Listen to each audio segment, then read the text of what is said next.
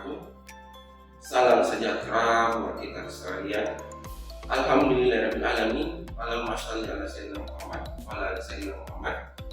Perkenalkan, saya Apoteker Imran Firman, sarjana farmasi, master sains, dosen di Universitas Megaresty, Fakultas Farmasi, Prodi S1 Farmasi, dosen pengampu mata kuliah Kimia Medisinal dengan bobot SKS 2 SKS.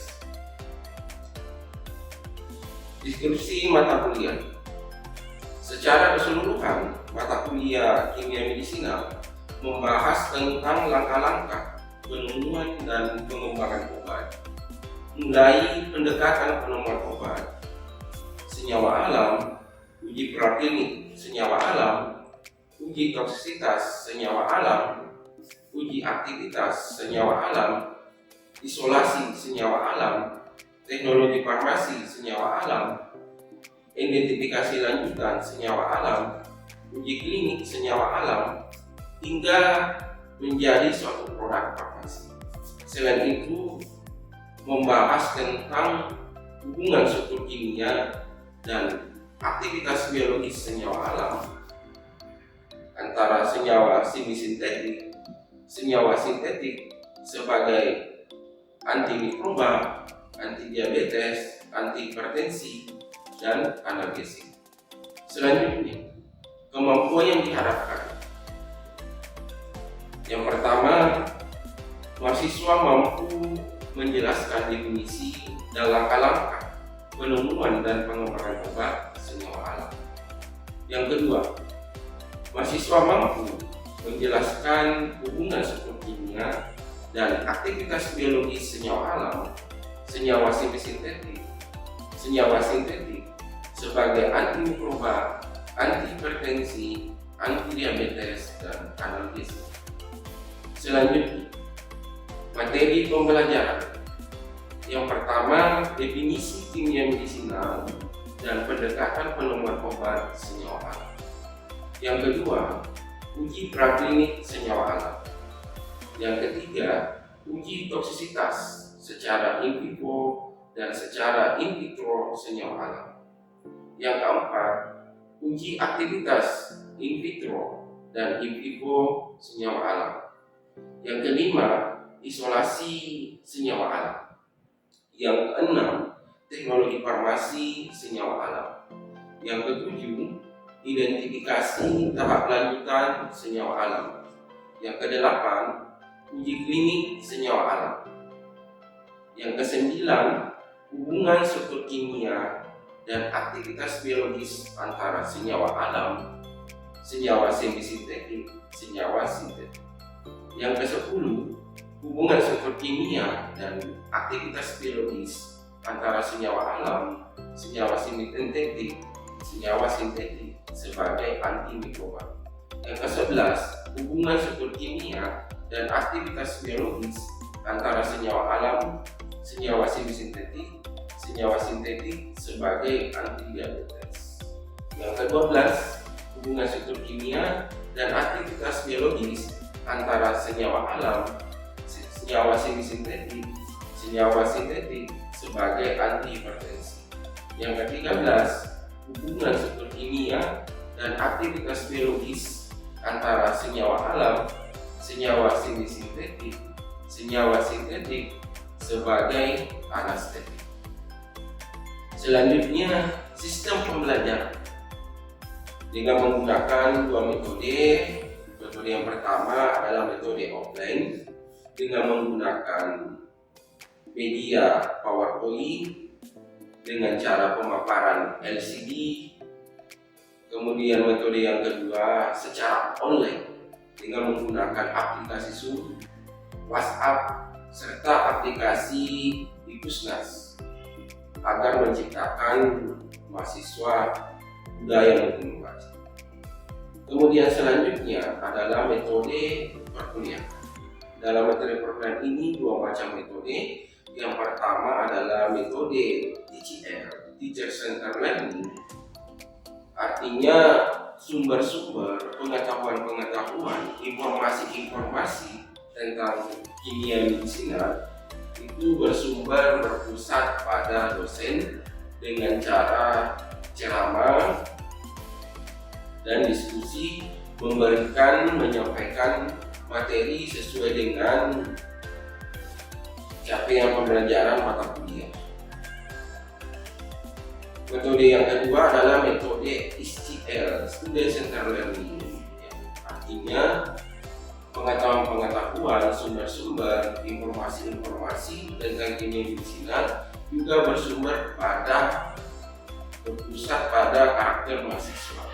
Nah, metode SCL yang saya gunakan adalah metode SDL, Self-Directed Learning, agar dengan tujuan ada inisiatif kesadaran mahasiswa untuk mengembangkan karakter, untuk mengembangkan tanggung jawab, untuk mengembangkan kemandirian mahasiswa terhadap proses pembelajaran dengan menggunakan publikasi-publikasi penelitian-penelitian yang berhubungan dengan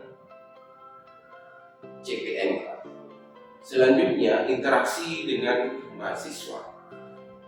Interaksi dengan TCL dengan ceramah, yaitu tanggapan tanya dan jawab serta diskusi.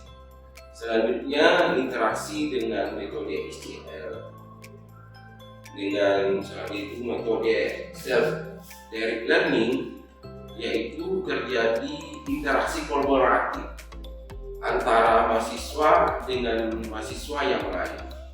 Selain itu juga terjadi interaksi antara mahasiswa dengan dosen dengan memberikan pengetahuan yang diketahui dan apa yang belum diketahui. Tentunya dosen akan mengevaluasi materi pembelajaran tersebut. Selanjutnya adalah sistem penilaian, tentunya berdasarkan sistem penjaminan mutu internal di Prodi 1 Farmasi dengan menggunakan formulir-formulir. Yang pertama, dalam teknik penilaian. Dalam teknik penilaian ini ada 3 macam komponen. Yang pertama adalah komponen kognitif.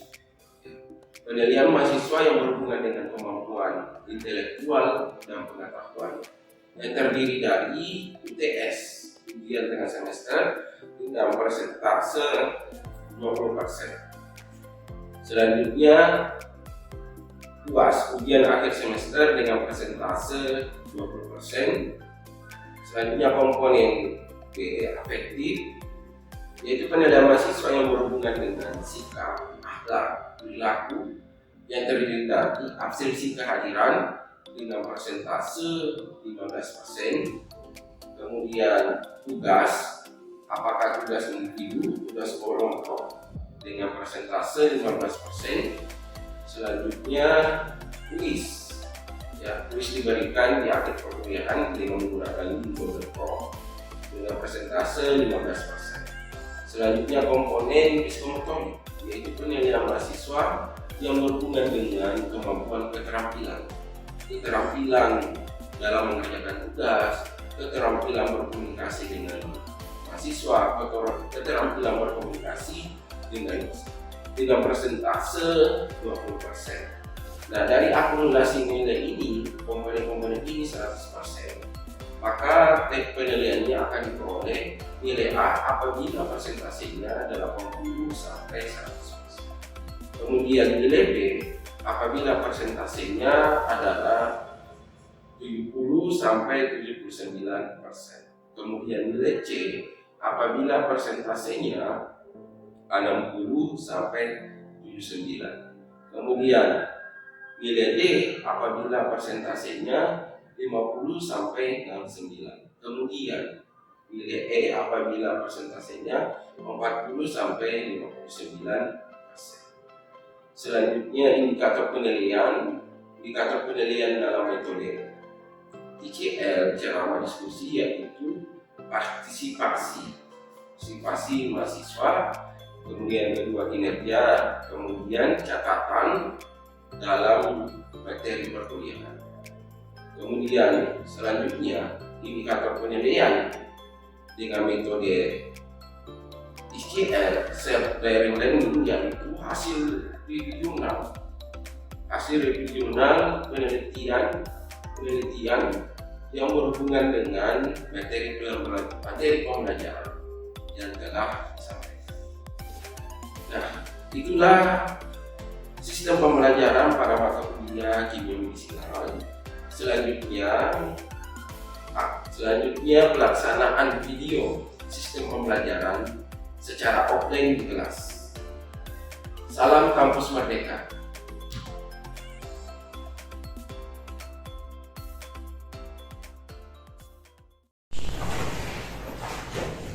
Oke, baik, bismillahirrahmanirrahim. Assalamualaikum warahmatullahi wabarakatuh. Waalaikumsalam warahmatullahi wabarakatuh. Dan selamat siang. Siang. Oke, baik, sebelum kita melanjutkan materi, terlebih dahulu ada beberapa hal yang ingin saya sampaikan.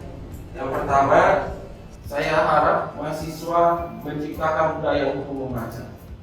Karena dengan menciptakan budaya untuk membaca, tentunya akan meningkatkan kemampuan afektif Anda, kemampuan kognitif Anda, maupun kemampuan psikomotorik Anda.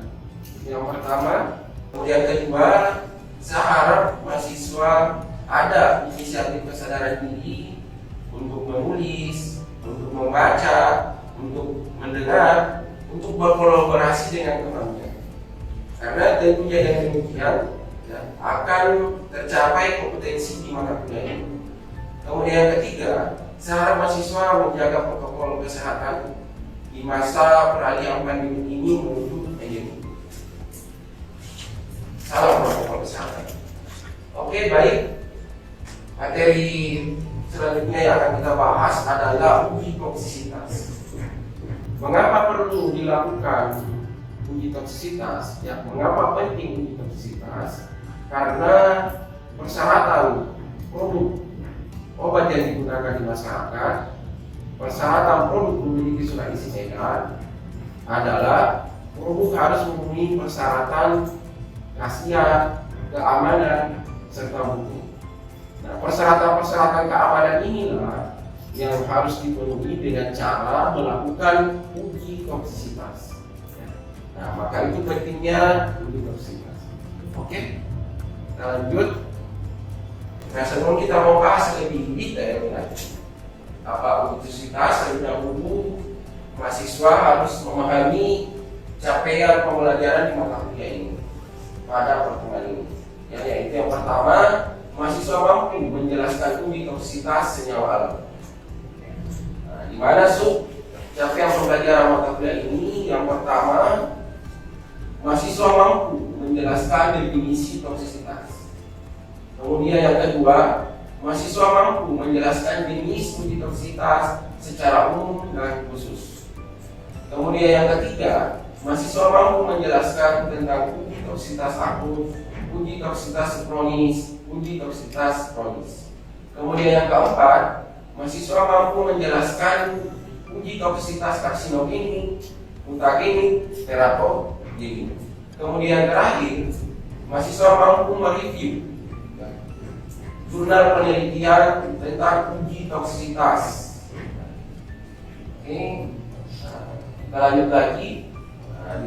Saya harap mahasiswa silakan review kembali ya, bagaimana sih langkah-langkah dalam melakukan penemuan obat.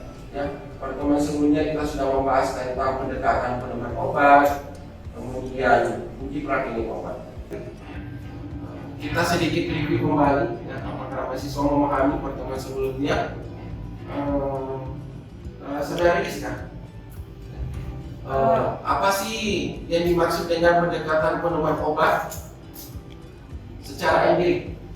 Pendekatan empirik yaitu suatu kegiatan penemuan dan pengembangan obat berdasarkan pengalaman, adat istiadat serta pengalaman dari nenek moyang. Misalnya masyarakat Boti yang menggunakan daun jambu biji untuk antibiotik. Oke, baik. Itu ya pendekatan penemuan obat. Selanjutnya Saudari Mayuni, apa yang sih yang dimaksud dengan uji praklinik? Ya, silakan. Uji praklinik adalah suatu uji yang dilakukan pada hewan coba atau untuk biarkan hewan. Nah, pas sekali ya, jadi cara mahasiswa sudah memahami yang langkah-langkah perubahan obat. Oke, kita akan langsung ke topik pembahasan, yaitu uji toksisitas obat. Nah, apa sih yang dimaksud dengan uji toksisitas obat? Yaitu suatu uji yang dilakukan untuk mengetahui, untuk mendeteksi bahaya atau kerugian suatu zat atau bahan yang akan digunakan sebagai obat. Di mana dalam uji toksisitas ini akan terbagi ya. Ada uji toksisitas secara in vitro, ada uji toksisitas secara in vivo. Nah, dalam uji toksisitas in vivo itu lagi terbagi. Ada uji toksisitas secara umum dan ada uji toksisitas secara khusus. Nah, secara umum itu ada uji toksisitas akut, ada uji toksisitas kronis, serta ada uji toksisitas kronis. Kemudian uji toksisitas khusus terbagi menjadi uji teratogenik, uji karsinogenik, dan uji mutagenik.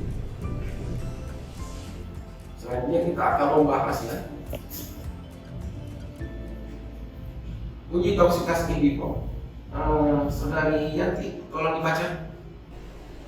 In vivo adalah suatu uji toksisitas yang dilakukan pada hewan coba dengan tujuan untuk menentukan tingkat ketoksikan suatu zat atau bahan terhadap perubahan fungsi fisiologis maupun perubahan yang bersifat patogenis pada organ vital dalam kurun waktu tertentu. Oke, ya, yang perlu kita harus pahami di sini, apa sih yang dimaksud dengan perubahan fungsi fisiologis maupun perubahan yang bersifat patologis? Ada mahasiswa yang bisa memberikan tanggapan? Sebutkan nomor nama serta tanggapan jawabannya. Oke, sebutkan nomor nama. Ya, nama saya Erna. Nama ini fungsi 8. Perubahan fungsi itu dicontohkan seperti ekor hewan strauss, ekor hewan berdiri. Oke, ada jawaban lain? Strauss? Ya, sebutkan nomor nama. Saya tidak nomor 29. Salah satu contohnya itu seperti trauma atau penyakit. Oke, baik, kita lanjutkan. Nah, selain yang dijelaskan oleh temannya itu ada berbagai macam ya. Coba Anda lihat di atas ya. Nah, efek fisiologis dan efek patologis itu bermacam-macam ya. Ada yang mempengaruhi sistem saraf pusat, ada yang mempengaruhi sistem saraf otonom, ada yang mempengaruhi saluran cerna, ada yang mempengaruhi kulit dan bulu. Nah, contoh yang mempengaruhi efek fisiologis sistem saraf pusat adalah vasokonstriksi, ya, vasodilatasi. Oke, selanjutnya kita akan membahas tentang derajat toksisitas. Nah, dalam derajat toksisitas ini ada kategorinya. Yang pertama luar biasa toksik, yaitu range-nya dari 50-nya lebih kecil dari 1 mg per kilogram berat badan. Kemudian sangat toksik 1 sampai 50 mg per kilogram berat badan. Oke, selanjutnya uji toksisitas kronik. Apa sih yang dimaksud dengan uji toksisitas kronik? Adalah suatu uji untuk menentukan tingkat toksik suatu bahan uji pada hewan coba dengan dosis berulang dalam kurun waktu sepanjang umur, sepanjang usia, sepanjang hidup hewan coba. Nah, dalam hewan coba ini beraneka ragam ya. Ada mencit, musculus, ya ada tikus, ratus nephrotitus, ya ada kelinci, ada marmut. Ya. Misalnya pada mencit itu umurnya 1 sampai 3 tahun. Jadi selama 1 sampai 3 tahun itu dilakukan uji toksisitas kronik sampai hewan cobanya mati karena penelitian, mati karena pengujian, mati karena tema siklus hidupnya. Oke, dari penjelasan ini ada mahasiswa yang bertanya?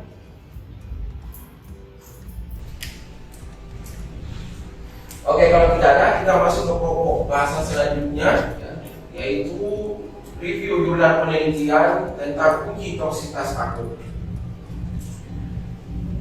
Ada mahasiswa yang bisa memberikan hasil reviewnya? Sebutkan nomor nama serta tanggapannya. Saya Pak. Oke, silakan. Perkenalkan, saya atas nama Yulianti, NIM B1A11908. Dari publikasi Bapak, Pak Iklan, dan Ibu Yuliana, dan Bapak Safarudin Isra, yang berjudul penelitian uji toksisitas akut ekstra etanol buatan Jaka terhadap penyakit muskulus. Nilai ada 50 yang didapat dari hasil pengujian toksisitas akut ini pada replikasi A yaitu sebesar 17,782 MAG atau KG BBD dan termasuk ke dalam kategori amat sangat toksik. Sedangkan nilai ada 20 yang didapat dari hasil pengujian toksisitas akut ini pada replikasi B yaitu sebesar 68,118 mg atau KGBD dan termasuk ke dalam kategori sangat toksik. Oke, baik. Dari hasil review itu ada yang Anda tidak ketahui? Ya, Pak. Apa itu? Di mana data diperoleh sangat toksik dan cukup toksik. Di mana diperoleh sangat toksik dan cukup toksik. Mungkin ada mahasiswa yang bisa memberikan jawaban di mana diperoleh? Oh ya, silakan sebutkan nomor nama dan ini. Perkenalkan, saya atas nama Devita Arambua dengan NIM B1A1190823, di mana sangat toksik dan cukup toksik itu diperoleh dari derajat toksisitas, di mana pada LD 50 dengan range 1 sampai 50 mg per kilogram berat badan dikategorikan sangat toksik, sedangkan untuk LD 50 dengan range 50 sampai 500 mg per kilogram berat badan dikatakan sangat toksik. Tepat sekali jawabannya ya. Jadi itu diperoleh dari yang saya jelaskan sebelumnya ya. Di sini ada derajat toksik LD50. Hasil LD50-nya ini juga dia akan menentukan derajat toksiknya. Gimana saudara sudah bisa mengerti? Oke, baik. Selanjutnya saya persilakan lagi. Ada mahasiswa yang memberikan hasil review jurnal penelitian tentang uji toksitas akut. Saya Pak. Ya, silakan. Perkenalkan, nama saya Yayu Nurul Azmi dengan NIM B1A11903. Berdasarkan hasil jurnal yang saya review dengan jurnal yang berjudul Uji Toksisitas Akut Ekstrak Metanol Batang Bajaka atau Spanholobus littoralis Hab pada mencit data Nyapnimus musculus, dilakukan dengan konsentrasi 1, 10, 100, dan 1000. Nah, di jurnal ini yang saya tidak ketahui bagaimana sih cara memperoleh hasil 17,782 mg per kilogram berat badan dan replikasi B sebesar 68 mg per kilogram berat badan. Oke, bagus. Pertanyaan yang bagus ya. Di mana sih diperoleh LD50 tersebut? Ya. Mengapa bisa dikatakan sangat toksik? Mengapa bisa dikatakan cukup toksik? Mungkin ada yang bisa membantu temannya? Ya, sebutkan nomor namanya. Perkenalkan, nama saya Eca Idati, NIM B1A11924. Saya bisa mengerjakannya Pak, tapi saya tidak tahu di mana diperoleh nilainya. Oh, nilainya. Oh, oke, baik. Tapi Anda tahu ya di mana diperoleh ini? Anda tahu khususnya? Oh iya. Oke. Nilai R ini diperoleh dari berapa sih angka kematian hewan coba tersebut ya. Pada hari pertama berapa yang mati, pada hari kedua berapa yang mati, ya. Hari ketiga berapa yang mati, ya. Hari keempat ada berapa yang mati, ya. Sudah tahu? Oke, silakan coba hitung dengan berdasarkan yang Anda ketahui. Oke, baik. Selanjutnya kita masuk ke tahap evaluasi. Ya, apakah yang telah saya sampaikan, apakah dari hasil review jurnal, apakah dari hasil saya jawab, ya, ya, mahasiswa dalam hal ini ya. Saudari Yanti, apa sih yang dimaksud dengan uji kapasitas teratogenik? Uji teratogenik itu mencakup semua aspek yang merupakan penyebab dan proses abnormalitas perkembangan fetus sampai kelahiran yang dimulai dari uji gemetogenesis, fertilisasi, uji plantasi, uji embriogenesis, dan uji keganoksesis. Oke, baik ya. Selanjutnya evaluasi selanjutnya, silakan mahasiswa ambil handphonenya. Ya. Silakan ambil handphonenya.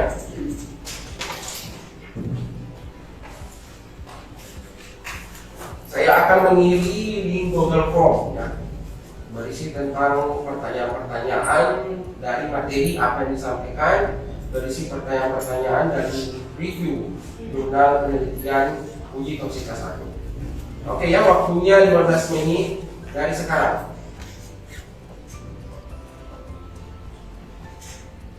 Ingat ya, dilarang ditanya dan bertanya. Oke, baik. Waktu evaluasinya sudah selesai. Bagaimana hasil evaluasinya? Ada mahasiswa yang kesulitan? Saya Pak, Ya, kenapa? kurang mengerti di bagian contoh efek patologisnya. Oh, contoh efek patologis. Nah, contoh efek patologis itu adalah ada yang disebut itu hipoksia. Hipoksia itu artinya terjadi penurunan kecepatan bernapas. Kemudian yang kedua itu, ya, yang disitu ada dalamnya adalah sianosis. Sianosis itu adalah efek toksik dari senyawa obat yang menyebabkan darah menjadi biru. Nah, ini efek toksik yang komisianina. Hipoksia dan sianosis. Oke, jelas? Oke, baik. Oke, baik. Dengan terakhirnya hasil evaluasi, saya kira cukup untuk hari ini. Lebih dan kurangnya mohon dimaafkan. Wassalamualaikum warahmatullahi wabarakatuh dan selamat siang. Demikianlah sistem perkuliahan dalam mata kuliah kimia medisinal. Mudah-mudahan dapat memperoleh inspirasi dan gagasan dalam melakukan sistem perkuliahan. Lebih dan kurangnya mohon dimaafkan. Wassalamualaikum warahmatullahi wabarakatuh dan salam sejahtera buat kita sekalian serta salam kampus merdeka. Salam merdeka belajar.